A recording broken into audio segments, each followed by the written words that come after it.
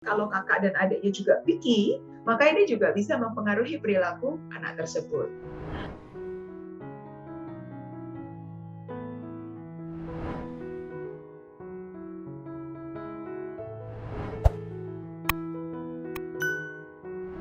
Nah, mari kita lihat contoh-contoh konkretnya terkait dengan kondisi pralahir atau kondisi orang tua pada saat kehamilan.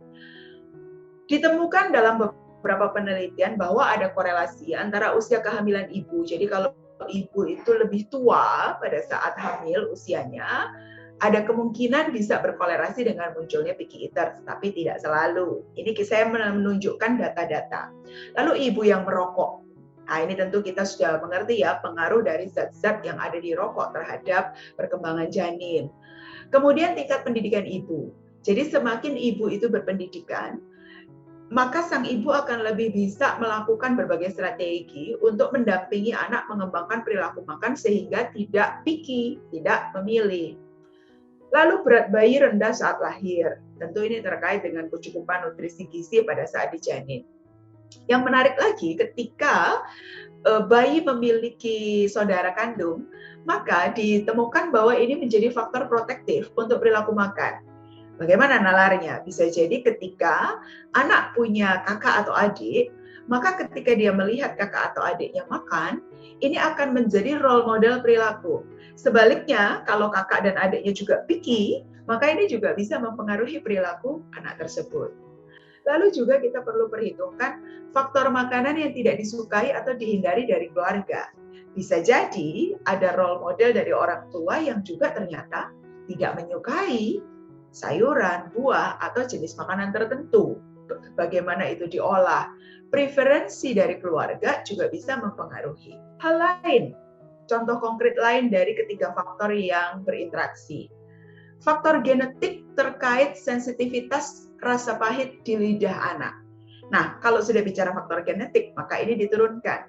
Oleh sebab itu, kita bisa temukan ada anak yang sangat menolak ketika makan sayuran tertentu yang memiliki cita rasa pahit karena memang sensitivitas rasa pahit di lidah dia itu cukup tinggi. Nah, ini tentu akan membutuhkan pendekatan yang lebih sabar dan lebih berulang atau mungkin cara pengolahan si sayur yang pahit itu sehingga tidak terlalu terasa pahitnya. Yang lainnya, kita bisa juga melihat contoh perilaku dari ibu sebagai pengasuh terdekat. Apabila anak melihat bahwa ibu itu juga makan sayur, makan buah, bervariasi makanan, maka ini akan lebih memperbesar peluang untuk anak tidak menjadi picky eater. Tetapi kalau ternyata ibu atau orang tua di rumah itu juga memilih-milih dalam hal makanan yang dikonsumsi setiap hari, maka situasi itu juga bisa membuat anak cenderung menjadi picky. Hal lain lagi, bagaimana relasi emosional ketika seorang ibu mendampingi anak untuk belajar makan? Jika kita sebagai orang tua lebih menggunakan tekanan dan paksaan, misalnya, kalau anak tidak makan sayur, kita lalu mengomel, atau kita lalu memarahi dengan nada yang tinggi. Justru ini akan membuat anak tidak merasa ingin makan makanan itu karena lebih merasa stres dan tertekan ketika dimarahi, ketika diomeli atau diancam. Jadi pendekatan-pendekatan yang membuat anak secara emosi tertekan sebaiknya tidak kita lakukan. Mungkin awalnya tujuan kita ingin supaya anak makan sayur gitu ya, makan buah. Tapi kalau kita memberikan tekanan secara emosi, malah akan menjadi kontraproduktif dan membuat anak semakin tidak mau makan makanan itu.